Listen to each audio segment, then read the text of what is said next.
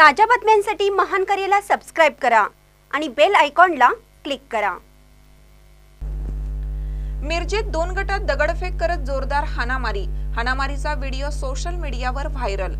मिरजेत काल रात्री अचानक शिवशंकर टॉकीज समोर 2 गटात दगडफेक करत तुंबळ हाणामारी झाली। या हाणामारीचा व्हिडिओ सोशल मीडियावर व्हायरल झाला आहे।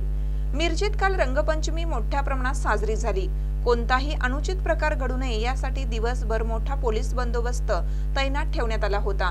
पण काल रात्री अचानक शिवशंकर टॉकीज समोर 2 गटात दगडफेक करत तुंबळ हाणामारी झाली।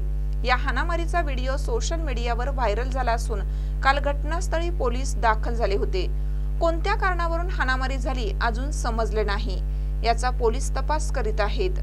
महानकर न्यूजसाठी आदी माने, मिरज।